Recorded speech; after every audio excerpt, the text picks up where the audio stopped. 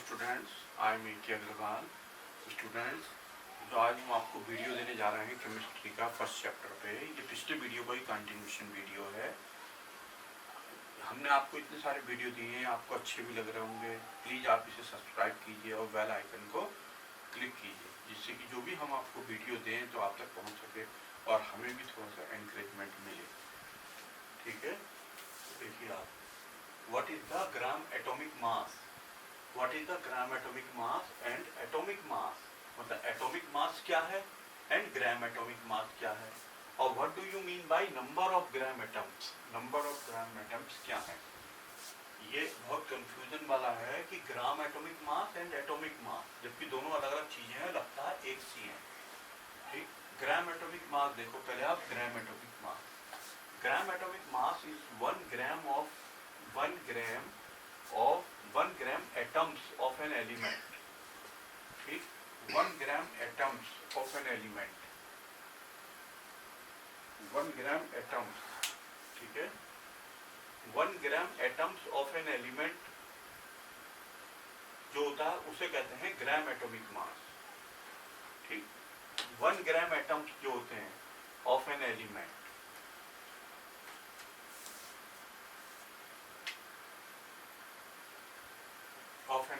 it is equal to the atomic mass in gram। ये atomic mass होता है इन ग्राम में। For example, gram atomic mass of hydrogen is 1.008 gram. Hydrogen का जो ग्राम atomic मास है hydrogen का 1.08 ग्राम। ठीक है, it means mass of 6.02 into 10⁻23 atoms of hydrogen. Hydrogen के 6.02 to 10⁻23 एटम्स ले लो और उनका जो मास होगा वो 1.008 ग्राम होगा। ठीक है, ये हो गया ग्राम atomic mass. Gram atomic mass is the 1 gram atom of element. ठीक, आगे देखें आप, ये बात समझ आती है आपको। इसका मतलब हाइड्रोजन के जो ये है ना 6 एवोगाड्रो नंबर होता है, ये इतने एटम्स जो हैं उनका सबका मास 1.008 ग्राम होगा टोटल मास। अब एटॉमिक मास क्या चीज है। Atomic mass means mass of 1 atom of element only. 1 atom का मास ले लो। फॉर एग्जाम्पल, एटॉमिक मास या mass of 1 atom of hydrogen इतना होता है 1.67 10⁻24 ग्राम या 1.008 am। ठीक है, बात समझ रहे हैं आप, ये हुआ। आगे number of gram atoms. What is the number of gram atoms. Number of gram atoms का मतलब हो गया मास इन ग्राम, ग्राम में मास ले लो अपॉन ग्राम एटॉमिक मास। ठीक, नंबर ऑफ ग्राम एटम्स, इसी से हम जो है डेफिनेशन लिख देंगे इसकी। ठीक, यह इज इक्वल टू, यह रेशियो ऑफ, तो number of gram atoms is equal to the ratio of, किसकी चीज का रेशियो, मास इन ग्राम्स, ये mass in grams to the gram atomic mass, gram atomic mass, इसका जो है रेशियो ये हो जाएगा। आगे देखो, calculate the number of gram atoms present in, gram atoms निकालने हैं ये वाले फार्मूले से। Gram atoms present in 12.69 gram of hydrogen, second 40.089 gram of calcium. ठीक है, और ये दे रखा है उनने एटॉमिक मास ऑफ हाइड्रोजन इतना है और एटॉमिक मास ऑफ कैल्शियम इतना है।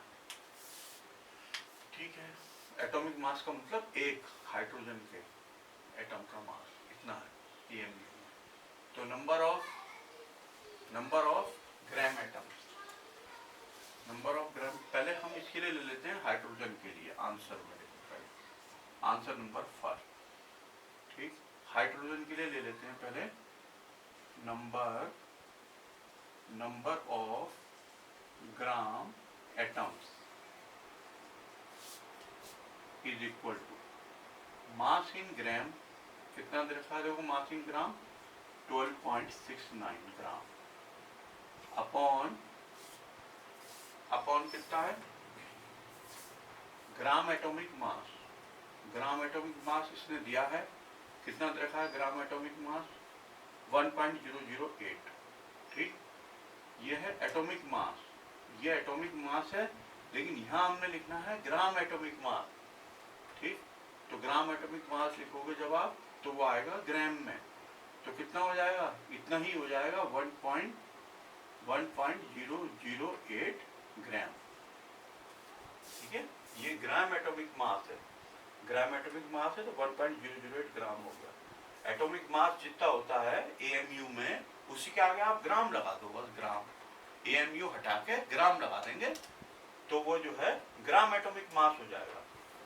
ये इतना एएमयू है ना, अब ध्यान दे लेना, 1.008 एएमयू एक एटम का मास है, हाइड्रोजन के एक बिंदे का मास, एक एटम का मास। ठीक है, बट ये जो 1.008 ग्राम लिखा है, ये पता है हाइड्रोजन के कितने एटम का है मास? 6.02 × 10⁻23 एटम्स का। इतने सारे एटम्स का हाइड्रोजन के जो मास है वो इतने ग्राम होता है। अगर इसके आगे एएमयू लगा देते तो वो एक एटम का हो जाता है। बस इसको आप सॉल्व कर लेंगे, सॉल्व करके ये आ जाएगा आपके 12.59। यूनिट कुछ नहीं होगी, क्योंकि ग्राम से ग्राम कट गया, कोई यूनिट नहीं होगी इसकी, नंबर है ना, नंबर ऑफ ग्राम एटम्स। ठीक, सेकंड नंबर देखें आप इसमें, सेकंड नंबर पे क्या कह रहा था वो, इतने कैल्शियम है यहाँ पे, नंबर ऑफ ग्राम एटम्स, ठीक है, ऑफ सिल्वर है ना, कैल्शियम, इसको ठीक कितने ग्राम है, 40.089 ग्राम। अच्छा, इसका वो देख लो, कैल्शियम का एटॉमिक मास एएमयू में दे रखा है, तो इसी के आगे आप एएमयू हटा के अगर ग्राम लगा देंगे तो वो ग्राम एटॉमिक मास हो जाएगा। तो 40.08 ये हो गया ग्राम। इसको सॉल्व करेंगे तो लमसम में 1 आएगा, लमसम लगभग ये लमसम एक बात है, लेकिन ये 1 आएगा। ठीक है, थोड़ा सा अंतर रहेगा, ठीक है, कोई बात, ये आंसर हो गया।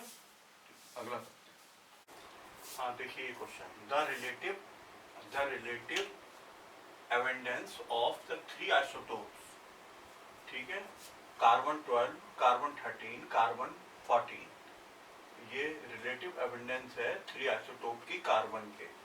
एक तो फर्स्ट वाला जो मिलता है हमें कार्बन 12 98.892%, सेकेंड वाला इतने परसेंट मिलता है, एंड थर्ड वाला जो है वो इतने परसेंट मिलता है। ये इनकी अबंडेंस मतलब ये हमें मिलती हैं कार्बन की आइसोटोप्स की। If the relative atomic mass of these isotopes, इनके जो रिलेटिव एटॉमिक मास हैं वो 12, 13 एंड 14 है। इनके आइसोटोप्स के इन सब के जो है एटॉमिक मास दे रखे हैं इसमें एएमयू में respectively. Find the average atomic mass of the carbon. Average atomic mass निकालना है हमें कार्बन का। एवरेज एटॉमिक मास का मतलब आइसोटोपिक मास जो है वो निकालना है हमें, ठीक है। एवरेज वाला आइसोटोपिक मास कहते हैं, एवरेज रिलेटिव एटॉमिक मास कहते हैं आइसोटोपिक मास का फॉर्मूला होता है। देखो 3 आइसोटोप है, ठीक है, तो पहले तो relative atomic mass of carbon 12 का फर्स्ट वाले का रिलेटिव एटॉमिक मास, ठीक, कितना दे रखा है, ये दे रखा है 12, ठीक, इनटू उसकी जो परसेंटेज जितनी हमें अकरेंस है, परसेंटेज ऑफ अकरेंस जितनी हमें, प्लस अगला वाला ले लो, सेकंड वाला, इसकी देख लो कितनी है 13 पॉइंट इतनी, और इनटू उसकी परसेंटेज, ऐसी प्लस करके थर्ड वाले की आरएम ले लो, relative atomic mass of carbon 14 की कितनी है, ये रही 2 × 10⁻10, उसकी अकरेंस कितनी परसेंट है, ठीक है, और नीचे जो आ जाएंगी वो आ जाएंगी अपॉन में टोटल परसेंटेज, ठीक, कितनी परसेंटेज उनकी है नीचे अकरेंस की, ऑफ अकरेंस कर देते हैं, टोटल परसेंटेज ऑफ अकरेंस, ठीक हो गया, ये कर दिया, वैल्यू डाल दी इन सबके ऊपर से, क्वेश्चन में से देखो वैल्यू डाल दी। अब एक बात आप समझ लेना, इसको सॉल्व करोगे तो 12.011 एएमयू आ जाएगा आंसर। इसको जो है ये बहुत छोटा है 2 इंटू 10⁻⁻10, इसे पूरे को छोड़ दोगे, इसको छोड़ दोगे इन दोनों के कंपैरिजन में, इसके और इसके कंपैरिजन में ये क्वांटिटी बहुत ही छोटी है। ये समझो आप 0.00000 करके 10 बार लगेंगे 0.00000 कर, तो बहुत छोटी क्वांटिटी हो जाएगी इनके कंपैरिजन में। हाथी में चींटी जोड़ोगे, अगर हाथी में चींटी जोड़ोगे तो हाथी आएगा, चींटी मतलब वेट, वेट के हिसाब से उन्हें ऐड करना है।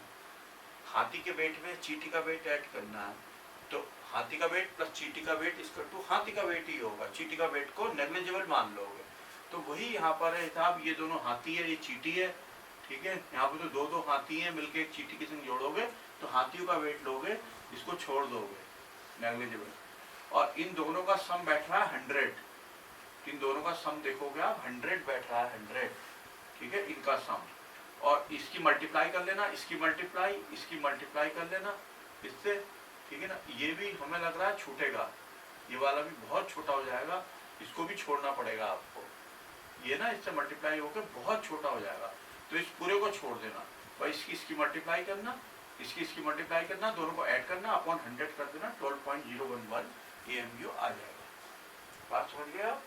इन दोनों को, इस क्वांटिटी को बिल्कुल छोड़ देना, ठीक। इस पूरे को छोड़ेंगे आप, इतने को हम निशान लगा देते हैं, देखो ये इतने को छोड़ोगे और इतने को, इन दोनों को नेग्लिजिबल ले लोगे, ठीक है, ये आ जाएगा। अगला क्वेश्चन देखें, N atom of an element is इतना times heavier as 1/12 mass of an atom of carbon 12. What is the atomic mass of the element in AMU?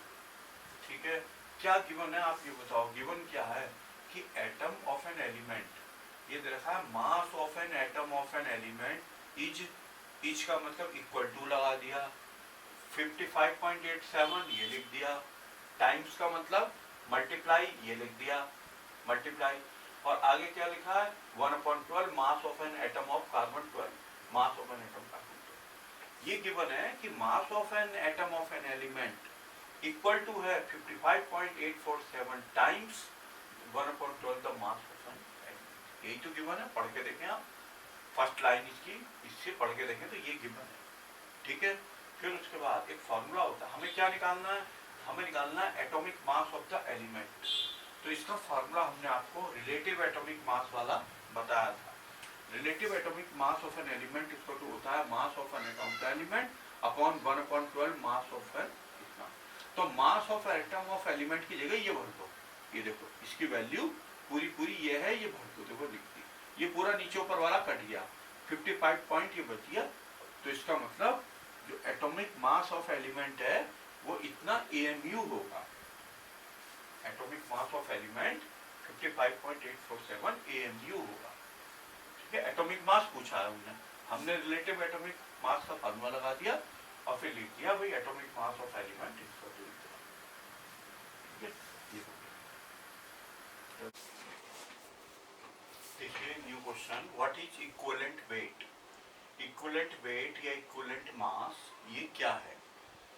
ये जो इक्विवेलेंट वेट, आंसर देखें आप, it is the number of parts, it is the number of parts by mass, मतलब ये number of parts है वो भी मास के द्वारा, by mass of A given substance, किसी गिवन सब्सटेंस का, विच कंबाइंस विद, जो कंबाइन होता है किसके संग, कंबाइन विद या डिस्प्लेस होता है, कंबाइन होता है या डिस्प्लेस होता है किसी सब्सटेंस का, वह पार्ट है वो भी किसके साथ कंबाइन होता है या वो होता है डिस्प्लेस होता है, 1 part by mass of hydrogen, 1.008 बोलते हैं, 1.008 parts by mass of hydrogen, या क्या हो 8 पार्ट्स ऑफ ऑक्सीजन, या क्या हो 35.5 पार्ट्स ऑफ क्लोरीन, ठीक है, 35.5 पार्ट ऑफ क्लोरीन।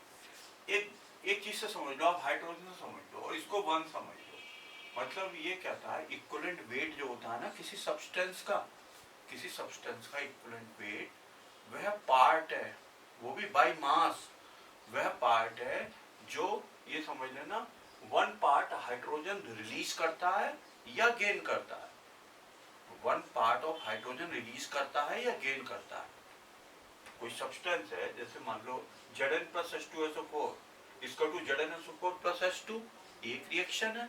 इसमें आपने Zn का इक्वलेंट वेट बताना है, मान लो बताना है, तो ये देखेंगे Zn जो है ना, Zn का कितना पार्ट, 1 पार्ट हाइड्रोजन रिलीज कर रहा है, 1 पार्ट हाइड्रोजन रिलीज कर रहा है, ये हाइड्रोजन रिलीज हो रही है, तो 1 पार्ट हाइड्रोजन कितना Zn रिलीज कर रहा है, मतलब कितना Zn है वो जो 1 पार्ट हाइड्रोजन रिलीज कर रहा है, बस ये देख लो, वो इक्विवेलेंट वेट हो जाएगा जिंक का, Zn का। ठीक है, देखो जैसे बताते हैं, ये रिएक्शन है, H2 का होता है 1 तो 2 है तो 2 हो गया, H2 के 2 है तो 2 हो गया। ठीक, इसका लिखने की जरूरत नहीं है। जिंक है, जिंक का 65 होता है। ठीक है, ध्यान रखना पड़ेगा। अब आप देखो, सिंस 2 parts of hydrogen, ये 2 parts of hydrogen is displaced by zinc, displace हो रही है या रिलीज हो रही है, ठीक है, इज रिलीज्ड बाय जिंक, ठीक है ना, ये लिख दो, इज रिलीज्ड बाय जिंक या इज डिस्प्लेस्ड बाय जिंक। ठीक है, इसमें से डिस्प्लेस कर रहा है जिंक, हाइड्रोजन को ना, displace bye zinc 65 part zinc है, वो 2 पार्ट्स हाइड्रोजन। ठीक है, तो 1 पार्ट कितने में होगा, 1 पार्ट ऑफ हाइड्रोजन डिस्प्लेस कितने से होगी, जिंक से, तो 65/2 कर लो, तो कितना आ गया, 32.5 पार्ट से होगी। मतलब 1 पार्ट हाइड्रोजन जो रिलीज होगी वो किससे होगी, 32.5 पार्ट ऑफ जिंक से होगी। तो यही 32.5 जो है, ये इसका जिंक का क्या हो गया, इक्विवेलेंट वेट हो गया। मतलब हम ये देखेंगे कि अगर हाइड्रोजन जो है इधर लिखी है, तो हाइड्रोजन का 1 पार्ट कितने से कंबाइन हो रहा है, ठीक है। अगर उधर लिखी है हाइड्रोजन, तो जो रिलीज हो रही है 1 पार्ट हाइड्रोजन कितने से रिलीज हो रही है। अब मान लो आपको H2SO4 का निकालना है, H2SO4 का निकालना है, मान लो इक्विवेलेंट वेट, तो देखो क्या करोगे, H2SO2 प्लस 32 प्लस 16 4 जा कर लोगे, तो इसका आ जाएगा 98 आ जाएगा वेट, इसका निकाला मॉलिक्यूलर मास इसका आया 98, राइट। अब देखो, आप ध्यान दो, 2 पार्ट हाइड्रोजन जो रिलीज हो रही है किससे हो रही है, 98 पार्ट ऑफ H2SO4 से हो रही है। तो 1 पार्ट कितने से होगी, 1 पार्ट, तो आप बोलोगे 49 से होगी, इसका आधा 49, तो 49 ही इसका क्या हो गया, H2SO4 का इक्विवेलेंट वेट हो गया, बस दैट्स ऑल। तो ये है बात, समझ रहे। तो हाइड्रोजन तो लिया ही लिया है, या आप अगर कहीं पर ऑक्सीजन है तो आप 8 पार्ट ऑफ ऑक्सीजन को कंसीडर करोगे, 8 पार्ट। एटॉमिक वाला कंसीडर किया जाता है, जैसे यहाँ पे 1 पार्ट लिखा है ना, 1 part of mass by hydrogen, तो 1 पार्ट एटॉमिक मास लिया है हाइड्रोजन का, ऐसी एटॉमिक मास ऑक्सीजन का ले रखा है, ऐसी एटॉमिक मास क्लोरीन का ले रखा है, ये जो रिलीज या वो दिखा रखा है, ठीक है। तो डेफिनेशन को बड़े ध्यान से आपने ध्यान करना है, इसका ये एग्जाम्पल हो गया। किसी ने अगर इसमें और लिखना है तो H2SO4 का भी बता सकते हो, लेकिन एक ही बहुत है बताना एग्जाम्पल को, ठीक हो गया। अब देखो, इसी के अंदर चल रहा है कि इक्विवेलेंट वेट की कैलकुलेशन कैसे कैसे होती है डिफरेंट जगह। तो इन एन एलिमेंट, मान लो कोई एलिमेंट है, इन एन एलिमेंट है कोई, जैसे एलिमेंट का मतलब हो गया ऑक्सीजन है, कॉपर है, ठीक है ना, एलिमेंट हुए। तो in an element equivalent weight जो होता है वो होता है एटॉमिक मास ऑफ एलिमेंट, क्या, atomic mass of element upon balance ही कर दो, एटॉमिक मास ऑफ एलिमेंट कोई भी, जैसे ऑक्सीजन है, ऑक्सीजन O, तो O का 16 होता है एटॉमिक मास, और बैलेंसी कितनी होती है O की 2, तो 2 आ गया, उनमें 8 हो गया, इक्विवेलेंट वेट ऑफ ऑक्सीजन 8 हो गया, इस फार्मूले। क्लियर। अगर जैसे मान लो इक्विवेलेंट वेट ऑफ कॉपर निकालना है इन क्यूप्रस साल्ट, 2 प्रकार के साल्ट बनाता है कॉपर वेरिएबल बैलेंसी शो करता है, एक तो क्यूप्रस साल्ट बनाता है, एक क्यूप्रिक साल्ट बनाता है, cuprous salt, cupric salt, CuPric, cupric salt बनाता है। तो क्यूप्रिक साल्ट में तो बैलेंसी होती है 2, इक जिसमें लगा होगा ना, इक, तो उसमें ज्यादा होगी बैलेंसी, और जिसमें अस लगा होगा उसमें हमेशा, जैसे मर्क्यूरस, मर्क्यूरिक, अस वाले में कम, इक वाले में ज्यादा, ये ध्यान रखना। तो क्यूप्रस साल्ट है तो 1 वैलेंसी है ये, ठीक है। क्यूप्रिक है 2 वैलेंसी होती है, Cu प्लस की फॉर्म में रहता है इसमें, इसमें Cu डबल प्लस की फॉर्म में रहता है, Cu डबल पॉजिटिव ऊपर से, ठीक है। ये तो इसमें देखो ये हो गया 2 अपॉन इसमें 1 हो गया, तो इक्विवेलेंट वेट आ गया, वेरिएबल होंगे ये हो गए, ये काय में एलिमेंट में। अब सेकंड नंबर पे in normal salt, normal salt जैसे NaCl का इक्विवेलेंट वेट निकालना है, Na2SO Na2CO3 का निकालना है, BaCl2 का निकालना है, इनमें से किसी का भी नॉर्मल साल्ट होते हैं, हजारों हैं, ETC लिखा है। तो इक्विवेलेंट वेट कैसे निकलता है, क्या फार्मूला लगेगा, ये फार्मूला नहीं लगेगा, formula weight of salt, formula का मतलब NaCl का वेट ले लो, जिसे आप कहते हैं मॉलिक्यूलर मास, मॉलिक्यूलर मास तो कहते हो, ठीक है, वो फॉर्मूला वेट ऑफ साल्ट, ये फॉर्मूला वेट भी कह देते हैं इसे, जहाँ पर फॉर्मूला वेट उसे कहते हैं जहाँ पे ना एक होता है मॉलिक्यूलर मास, एक होता है मॉलिक्यूलर मास, एक होता है फॉर्मूला मास। फॉर्मूला मास या फॉर्मूला वेट एक ही बात है, क्या बोले, एक तो फॉर्मूला मास, एक मॉलिक्यूलर मास, ये दोनों अलग अलग होते हैं। बट जब मोनोमर के रूप में एग्जिस्ट करता है कोई, मोनोमर के रूप में, मोनोमर के रूप में मतलब जैसे NaCl है, उसके अंदर मोनोमर होता है, मतलब एक ही जो ये है पूरा NaCl एक यूनिट है, वो अकेली रहती है।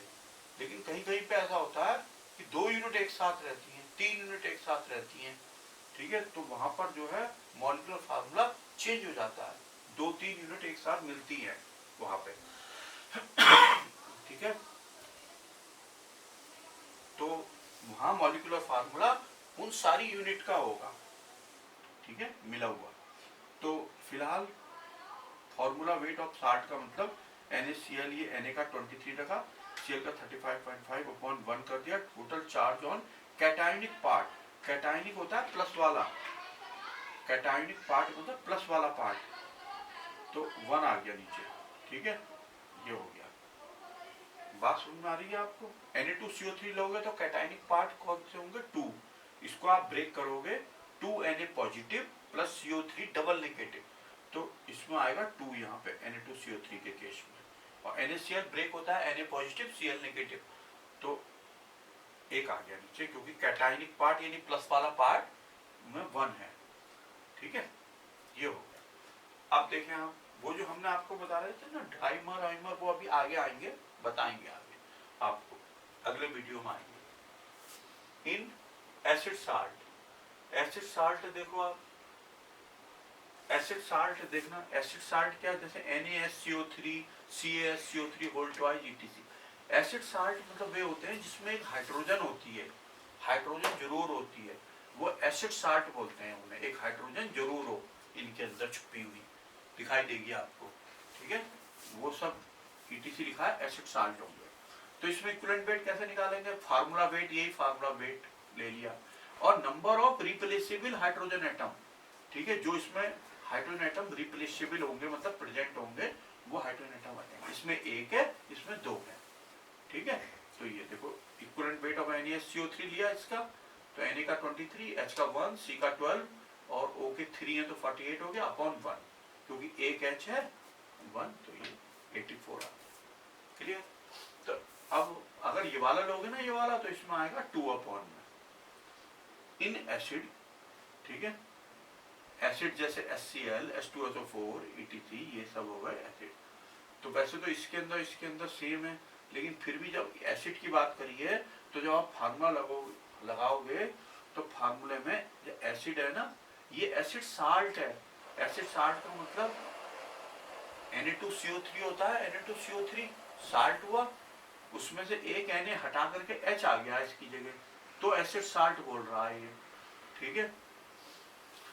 तो इसको देखो आप, ये एसिड है, जैसे HCl, H2SO4, HNO3 वगैरह ये होते हैं ना, ये सब ये हुए एसिड। एसिड में क्या होता है, नीचे आती है बेसिसिटी, एसिड में बेसिसिटी आती है, और जब हम बेस लिखेंगे ना, इन बेस, अगला वाला पॉइंट अभी इसमें लिखा नहीं है, ये आएगा इन बेस, इन बेस आएगा तो उसमें आएगी एसिडिटी ऑफ द सॉल्ट। ध्यान रखना उल्टा होता है, एसिड में तो बेसिसिटी लिखते हैं नीचे उल्टा, और जो बेस होता है तो उसमें एसिडिटी लिखते हैं, बेसिसिटी ऑफ एसिड। ठीक है, तो बस ठीक है। अब बोलोगे ये है क्या बेसिसिटी ऑफ एसिड? बेसिसिटी का मतलब है number of S positive present. S positive कितने हैं इसमें? इसमें तो 2, इसमें 1, तो वही आएगा। देखो इसमें नीचे 1 आ गया, इसमें 2 आ गया नीचे। ठीक है, वेट इसका जोड़ करके ये होगा, ठीक हो गया। इससे आगे करते हैं। ठीक है, देखिए 5 नंबर, इन बेस, बेस के अंदर देखेंगे आप, जैसे NaOH, CaOH whole twice, AlOH whole thrice, ETC। मतलब OH होता है जिसमें OH जिसमें हो बेस हो गया। ठीक है, तो इक्विवेलेंट वेट जो होता है क्या होता है? Molecular weight of the base, जो भी होगा इसका वेट का निकाल लिया, इसका मॉलिक्यूलर मास या मॉलिक्यूलर वेट कुछ भी कह दो। एसिडिटी ऑफ द बेस उल्टा होगा, हमने बताया था बेस के अंदर एसिडिटी लिखते हैं। बेस की एसिडिटी, एसिडिटी का क्या मतलब है? Number of OH ions present. मतलब ये समझ लेना आप, mainly number of OH ions furnished होता है। यहाँ पे number of OH ion furnished, furnished मतलब कितने OH आयन जो है RHS में चले गए, LHS से कितने OH आयन ट्रांसफर हो गए, फर्निश्ड हो गए। ठीक है ना, वो OH आयन होते हैं। ईज बनाने के लिए हमने खाली अंडरस्टैंडिंग के लिए यहाँ लिख दिया है कि number of OH ion present, जितने OH आयन प्रेजेंट होंगे उतनी फर्निश्ड हो जाएंगे। ठीक है, तो नंबर ऑफ एसिडिटी का मतलब number of OH ion present. ठीक हो गया। अब देखो इक्विवेलेंट वेट ऑफ NaOH निकालना है। इसका NaOH का Na का 23, O का 16, H का 1/1 हो गया क्योंकि OH 1 है इसमें। ठीक है, अब 40 आ गया। अब देखो इन ऑक्सीडेंट, ऑक्सीडेंट में या रिडक्टेंट में, ठीक, रिडक्टेंट या ऑक्सीडेंट में, जैसे KMnO4 है, FeSO4 है, ये हो गए। KMnO4 ऑक्सीडेंट होता है और FeSO4 जो है रिडक्टेंट होता है।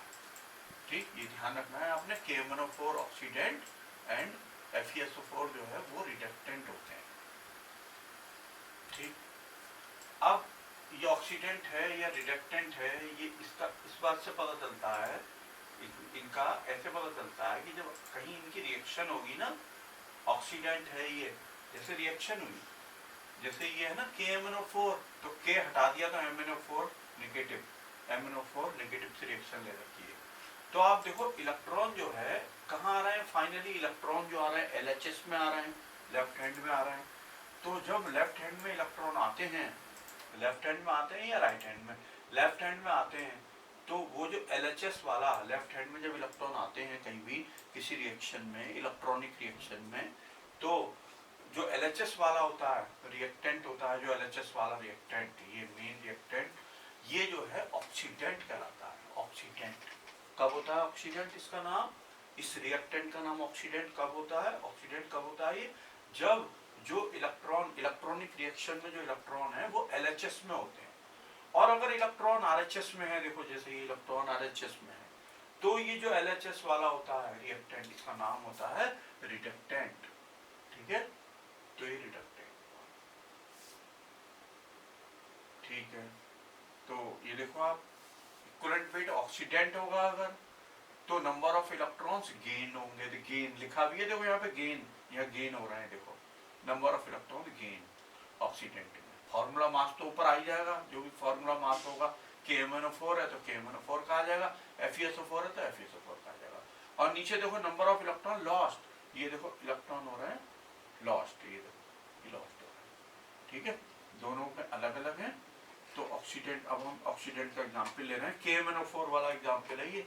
इस रिएक्शन को आपने ऐसे ध्यान करना है, इस टाइप की रिएक्शन अभी जो है आपको, अभी तो नहीं, करीब 3 वीडियो के बाद खूब सारी रिएक्शंस आएंगी। बैलेंस करना सीखेंगे आप, इन रिएक्शन को कैसे बैलेंस किया जाता है, तो आपको बहुत इजी लगने लगेगा ये।